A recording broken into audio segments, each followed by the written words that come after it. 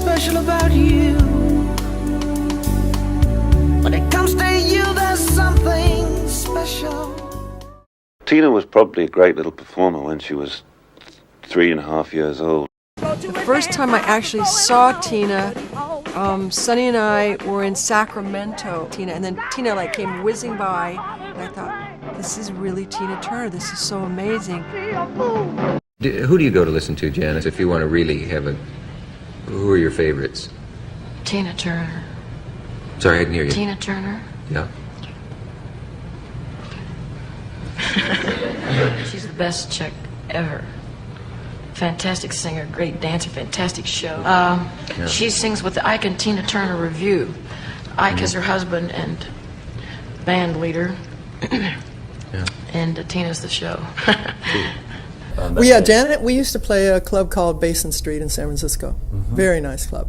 And Janice used to come there. She always came when we were there. I mean, if we were there for a week usually, and she'd come every night. Well, there, yeah, and then in New York, and then, every time we played San Francisco, which we used to play quite a bit. By her strength, she was just so strong, and I would see her, go through a lot of abuse and just sort of change her clothes and fix her makeup and go on stage and do the show, and with her face all swollen. Of course people would know something was going on, but you never knew it from Tina, so yeah, she just is just that strength, that power. And I needed someone at that point in time to elevate everything more the way I heard it. She added an energy and a beauty and a tone and a quality to the recordings that I felt I needed. And knowing how good she was made it a lot easier to write River Deep Mountain High and to record it. Because she was just that good.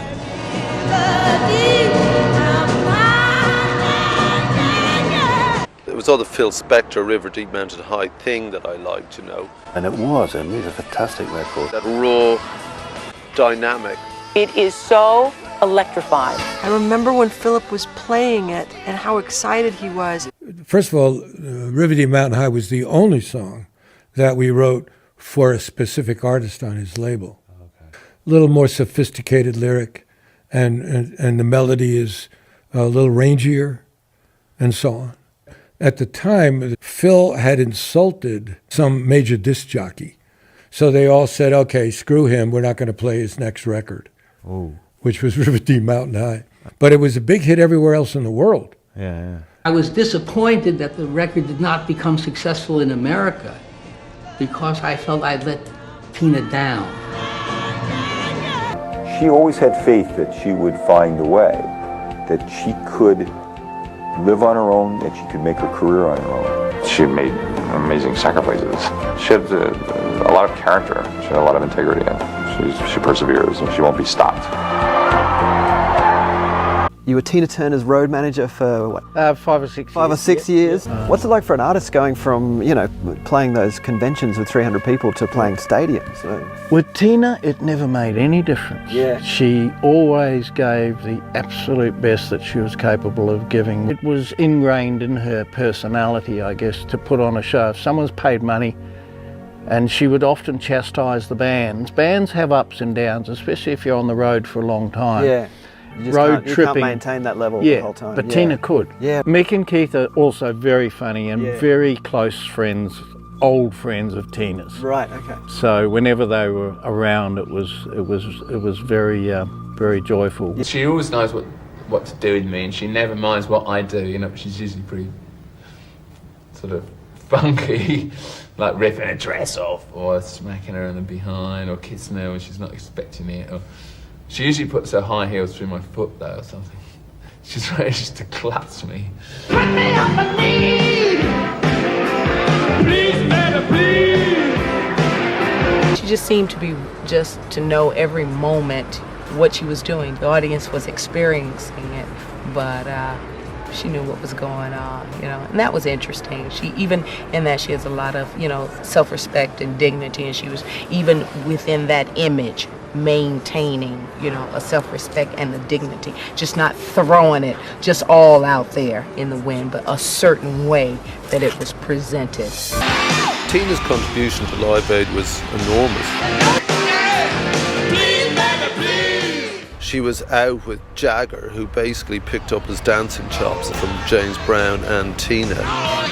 It was great. I mean, and I know the response to these things because the phones have gone mad.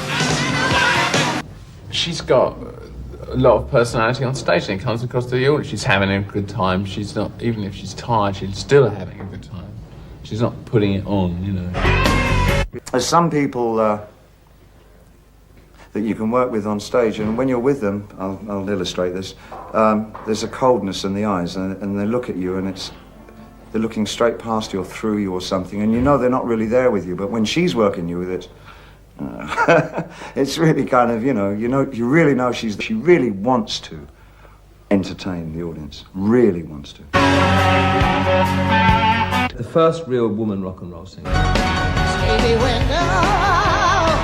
10 plus. I mean, you know, she's great. I mean, it's like there only is one Tina Turner. A lot of the people who gave songs to Tina, and it was all British, the people that actually came to the rescue, as it were, and because she was in trouble, were all that kind of fan and that kind of generation of music fans who just fell in love with the whole thing, you know, and recognized her for what she is. Tina, of course, was absolute life force, a human dynamo. She had a way of transforming songs so that she owned them. She had a way of increasing the resonance of it so that it was resonating with millions of people. I think sometimes it's Tina's looks and persona sometimes blind a lot of other people who didn't, non-musicians, to the fact of what a great singer she is. In a way, for a while, it probably, detracted and probably stopped her from. It took her quite a long time to actually hit in, right in the mid-80s, before she really nailed her own thing down. Actually, the turning point for me was probably when I got Tina's gig. It was in 1981. Tina's gig seemed like this gig isn't going anywhere. I've been doing this for like 3 years. Wow. I bailed, but luckily I got a call back. So I was fortunate that she really liked me, and she liked having familiar faces behind her.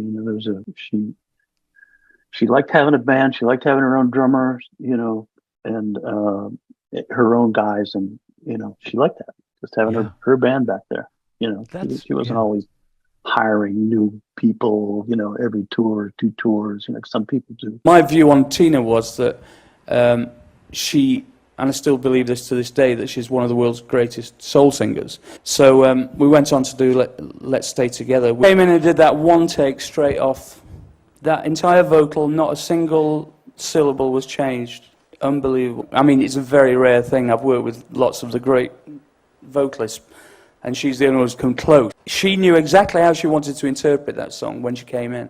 It's a bit like being a top sportsman. You just got to put the work in, to get to that level. She is brilliant, and a nice person, as well, and not arrogant, and just an incredible woman, Recording is something she doesn't love, because she hates the hanging around, the long, slow process. She's a very spontaneous person.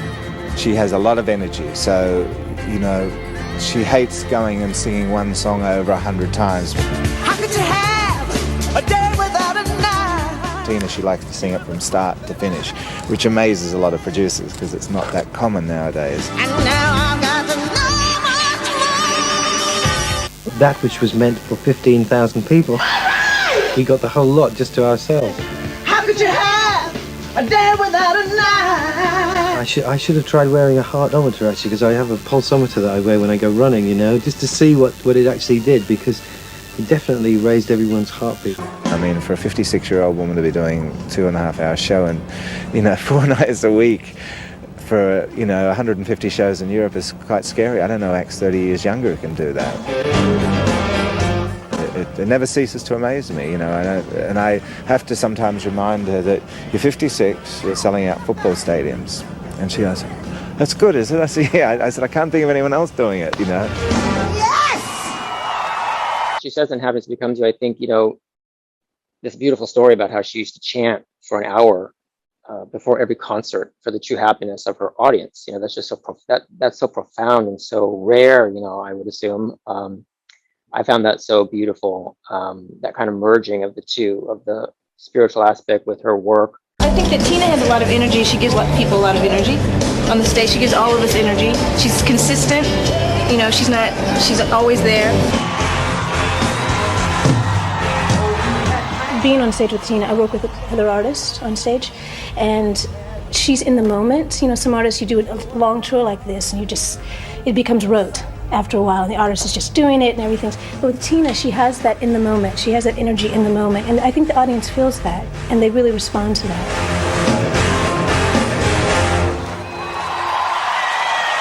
She's got a broken toe at the moment. She hasn't stopped for 3 weeks. She's just incredible, and that sort of confidence and energy to be part of that is you like it a lot. And I loved that gig. I had the time of my life on that gig, and she was nothing but gold to me. Nothing but the best. There's nobody more professional, more prepared, more demanding. All that mattered was how that, from the moment you stepped on that stage to the moment you stepped off the stage, what you gave to the people. That was it. Rehearsal, she works hard, yeah. But only to get the end result, everybody works towards it, and Tina is kind of in a supervisory capacity over everything, the arrangements, the sound, the choreography, the lights, she takes part in everything. There's so many things going on stage. There's like some pyro, fireworks going off, there's pieces of machinery moving, stage splitting, and you actually have to sort of really have your wits about you, about where you are at a certain point in time when things are moving, machinery is moving.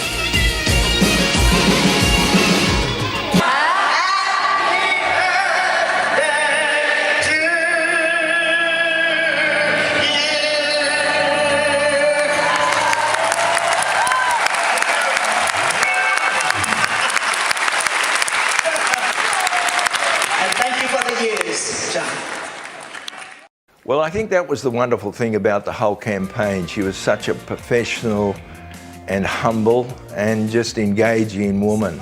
It's why when you see some of those shots that we did, a lot of the times of direction where she was given a script, the script went out the door because she created so much of her ownness with the players. And that's why I think, along with the music, along with what she was like, made it the iconic advertising campaign that it became. Very, very difficult for her to sort of, come over here and do something that she's not familiar with, which was being associated with rugby league. But she did it to a T, and she did it with finesse. And all of a sudden, she got right involved into the game, and she really gave her time to the players throughout the commercial, and she had a ball. There will never, ever be a campaign as good as this. She was bigger than life. This lady was just phenomenal. And it was one of the most exciting moments and highlights of my career to go and sing with Tina.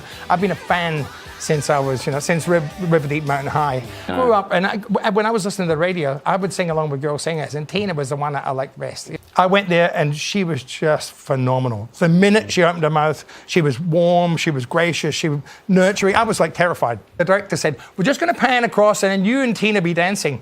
Tina must have seen the panicked look on my face, because she leaned over quietly and whispered, "Stand still, honey, and I'll make you look good." And she almost did. When I was a kid and I saw her tapes, I wanted to be like her. This is literally a dream for me, because she is the ultimate. To actually be on the stage with her is crazy. She was performing with Tina Turner.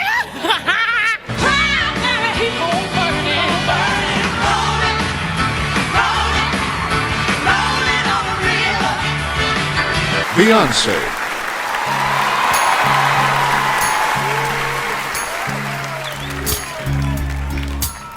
You know, every now and then, when I think of inspiration, I think of the two Tinas in my life. That's my mother, Tina, and of course, the amazing Tina Turner. I'll never forget the first time I saw you perform. I never in my life saw a woman so powerful, so fearless, so fabulous, and those legs. I want everyone to stand up. We're celebrating Tina Turner tonight. She is simply the best. She's an inspiration to millions. Tina Turner epitomizes a superstar. She's the most exciting, the most sexy. Tina's like a hurricane or a tornado. She's like a force of nature. Talented, vibrant, energetic, exciting. She knows where her strong points are and she uses them. And most everything she does is a strong point, you know, it's just wonderful. I think she's one of the most talented people in this world of entertainment. She can do anything that she puts her mind to. It's been an amazing period for both of us, you know. A lot of dreams have come true. There's something special about you. I have never seen anybody with as much get up and go or motivation or whatever you call it as she had. She was just a very industrious child. We do the audition. Tina goes, right, girls, you got the gig. And I say, you know, I can't go. You know, I'm only here to help them. I'm in big trouble. My husband's I'm gonna get beat when I get home. So Tina, you know, says, well, if you're gonna get beat for nothing, why don't you ride with us and at least see the show? Which was like, you know, there I was with, you know, this goddess woman, this beautiful woman who I really admired. I was under her spell. And so I get back home, 6 o'clock the next morning. I had left home at noon and my husband's waiting for me. Bam, he hits me straight away when I walk in the door. And it was like he knocked some sense into me, really, because I remembered my dream. So that I met Tina Turner, and she was the one who rescued me. Not only did she change my life completely, she rescued me from a situation that she wasn't able to get away. I got fired for crying on stage after witnessing a horrific Ike Turner coming off stage and just beating the shit out of Tina instantly. And it just shook us up. I love Tina, and I've always loved her. And I was always just so happy that she sort of like finally got away, and she's, you know, received the many, many accolades and the inspiration that she gave to me. She's given to women everywhere, all around the world. Well, when she was young, in fact, when she lived in Ripley, Tennessee, she worked for a lady, actually a white lady, Miss Connie. And Tina said that's where she learned a lot of things from her, because Tina's like a sponge. She absorbs what's around her, you know, something can be learned. And she was always like that. I mean, always dressed very classy, not even like in the movies. Some of the things that they had Angela Bassett in was trendy at the time, but Tina never wore things like that. You know, she was always a very classy dresser, spoke very kindly, well, not, you know, didn't drink, wasn't a bad language or anything like that. It was, The first time Tina and I worked together, she came in the studio, and I was expecting, you know, Tina Turner. I don't know what that meant. The hair and little thing, like, you know, and super. Yes. You know? And she comes in a little silk shirt and trousers and high heels, and I thought, whoa. And then we started talking, and of course, I have a sailor's mouth, and Tina is so genteel, and she talks like such a lady. She just kept looking at me like, whoa, where did you come from? Maria, I went to. She was my savior. Tina chanted hours And I was Nam Myoho Renge Kyo, Nam Myoho Renge Kyo, Nam Myoho Renge Kyo. It was tremendous what he did for her. You know, give her all the strength and she become a lion. And she fought very hard because she didn't have any money. She didn't have nothing. Wonderful celebration honoring my dear friend Tina Turner, a woman of compassion, strength, courage, and great faith. Tina is quite remarkable as a woman, as a mother, and as an artist who continually soars. She was a standard for living well and being proud and taking who you are and owning who you are and using it to the fullest. Thank you for what you've done for me. You make me want to do better.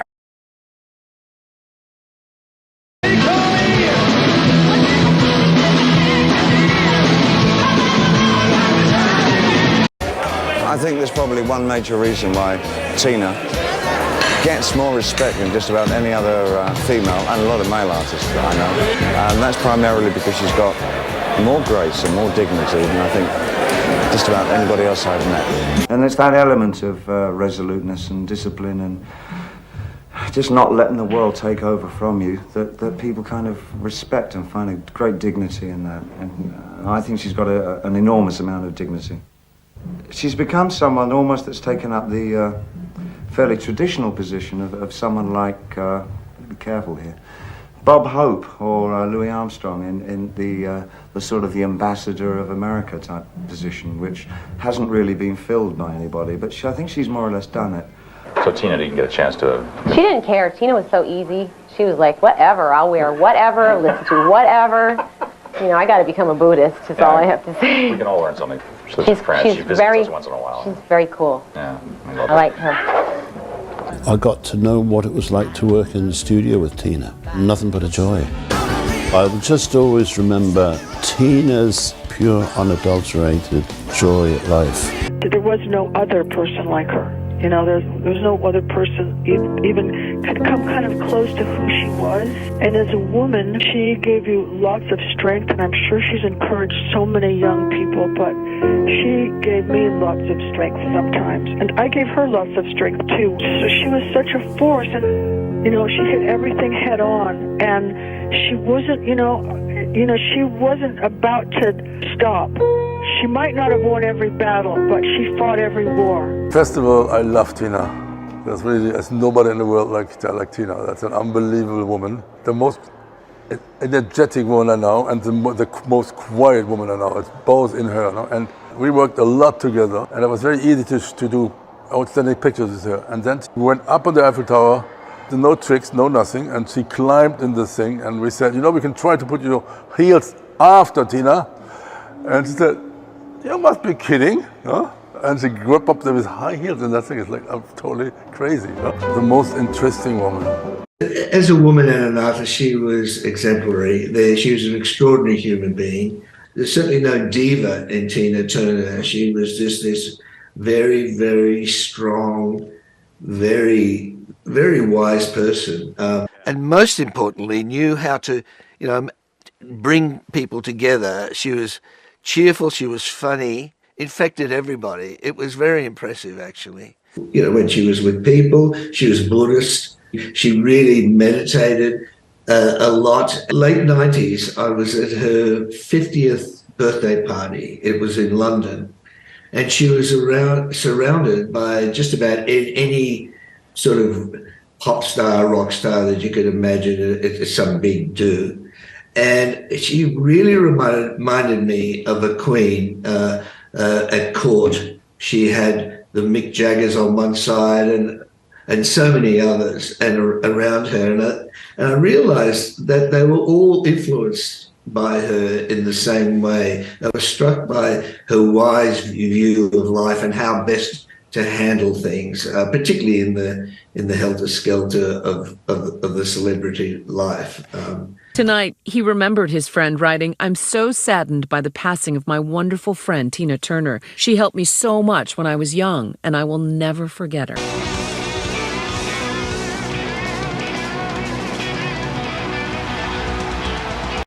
By any measure, just a fantastic human being. She was the sort of person who was a mentor to so many families and people, and they all speak about it. Times I spent with her, she'd have people on the phone talking to them, advising them with their careers and how to negotiate all the traps of the celebrity, which sometimes can really be disruptive to people's lives. She was very, very smart about that, and had no problem helping people, and that's why she was adored. I think that power was evident in her work. Entrare nella storia, perciò, e poi il fatto che lei l'ha voluto, questa è una cosa che mi soddisfa ancora di più. Lei l'ha fatto e che mi piace, perché poi è bello lavorare con lei. Non si può raccontare, bisogna viverla. Lei ha tante vite e questo vuol dire molto, perché ti dà una carica, ti dà una forza. Una che ha vissuto una vita sia privata sia artistica come l'ha vissuta lei, e avere quell'energia ancora adesso. I loved her so much. In my opinion, she was my queen. She's watched us perform at clubs. I remember once her standing off the side of the stage. We didn't even know she was there, and it was Tina. And we just fell apart. And she said, "You guys look like 4 Tina Turners up there on that stage," because we were tearing it up. She was not only really kind to me in the beginning, but just fabulous to work for. She asked me to come and be her support act in Europe back in 1985, and it changed everything for me as a solo performer. It really opened up everything, and I will never ever be able to articulate how grateful I am to her for that. And we were on the show with Ike and Tina. I'm 16 years old, so I didn't wear makeup. And so I was coming in from the store one day, and I heard this voice say, she said, "No, you need some makeup. I'm gonna make you up." So I let her make me up, right? And I'm sitting there, and I did look kind of nice. You know, I thought it was really a nice job. And that was the first time I had makeup on stage. Wow. You Done know? by Tina Turner. She literally, she changed my life in every way possible. I didn't realize how, the possibilities if one just challenges themselves and one just kind of has someone that says, "You know what, you can do this." And we just kind of hit it off out of the gate, as she does with everybody, because as she did, because she was such this bright, she was plugged into a whole other different energy source, and she was the most generous person of spirit and of talent and of intelligence and of support. I was a local LA model, and she cast me for this video, and she was super sweet. And then she got me in, so we're wearing Azzedine Alaïa clothing, and she was really close to Azzedine Alaïa in Paris, and she got me in his fashion show later in Paris. She hooked that up. But after meeting her and just being around her and her spirit and her, vivaciousness and positive attitude, I just left out of there just flying, and laughing and just ready to tackle it. She did my hair, she braided my hair and put on the wig and did my makeup for me in my trailer. And it was really a treat. I didn't expect that, and it was really wonderful and exciting and very supportive and sister. And when she finished, she said, "All right, go ahead on, twin sister."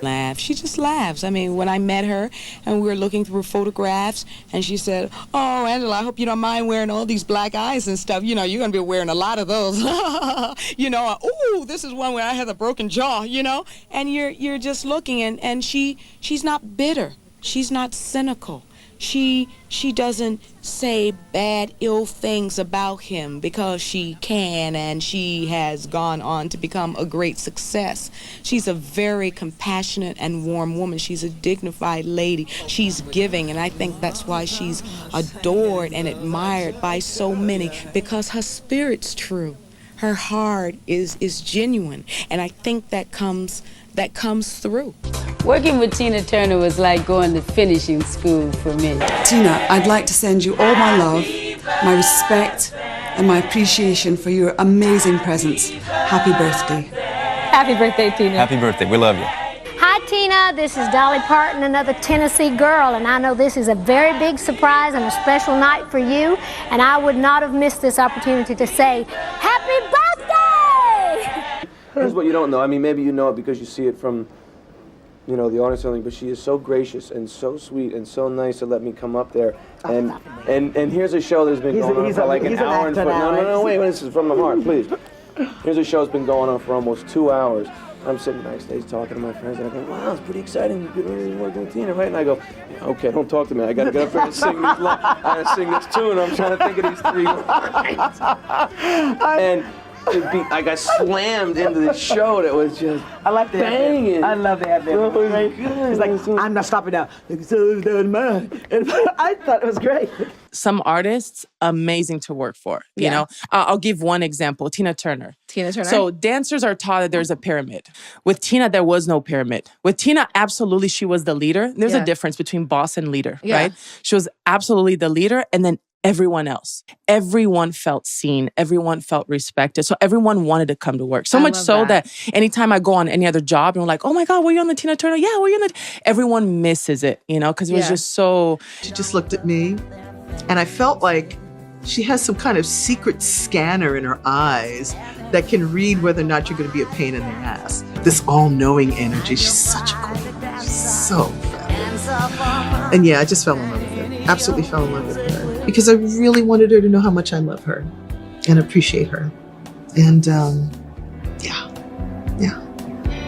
she's amazing. It's the best place to be because you feel like you're away from home, because since everybody's so close, it's a good place to be while you're not there. She's about as real as you can get. You can't get any more real than Tina.